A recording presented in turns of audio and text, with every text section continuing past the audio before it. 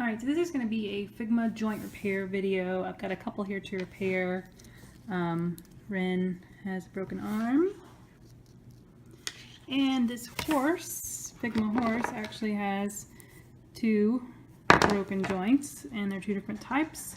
So I'm mostly going to be focusing on the horse. Alright, first of all, the horse,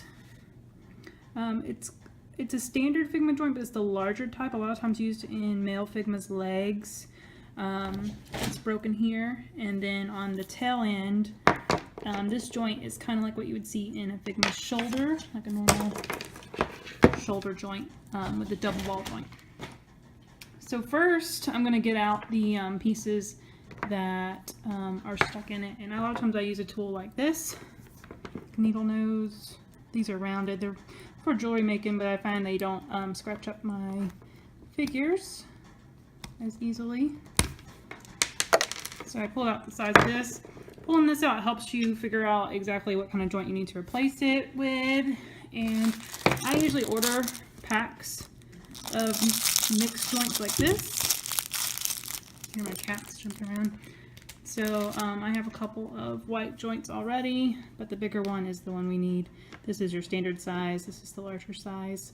So this is the joint that I'm going to need. And I can go ahead and see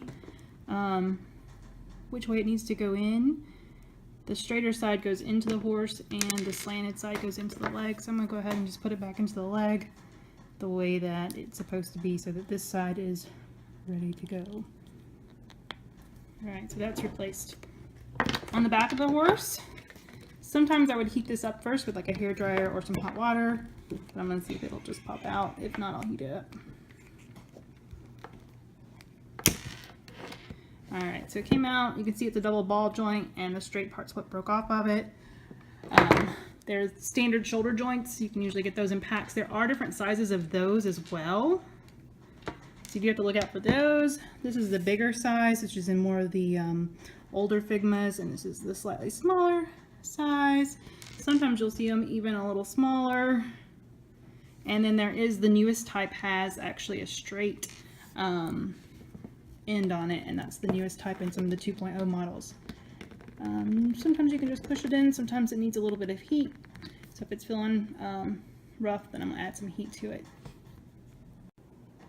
I use just a regular hair dryer for a few seconds to get it a little bit softer, and it's a lot easier to pop back in.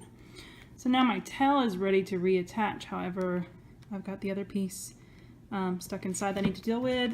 Same thing here going on.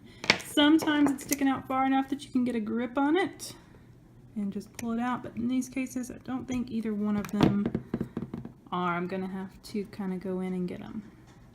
There's a lot of different ways that you can do that. Sometimes after I heat them up, the tweezers are enough to get them. I'll use these again. Sometimes I'll use a hobby knife, and sometimes I've had to use a Dremel tool, but I'm hoping that today I can do it with one of these. So I'm going to heat it up again with just a standard hair dryer to give it a little bit of heat, like 20-30 seconds at most, several inches away, but I don't want to do that on screen because it's loud. Alright, so now the tail's been heated up for a little bit. I'm going to try to get a grip on it also. I try to just grab the peg first if it's at all possible. If it's too far down, and like it's softer, so you'll grab, and sometimes it'll even like start to chunk out. That's why I'm trying to only grab the peg, because I don't care if I mess it up because I'm replacing it. Alright, so it came out. So it's ready to be fixed. Just slides right onto the new one. So now my Figma horse is good, except that it doesn't hold its own weight, hardly. Alright, Figma horse.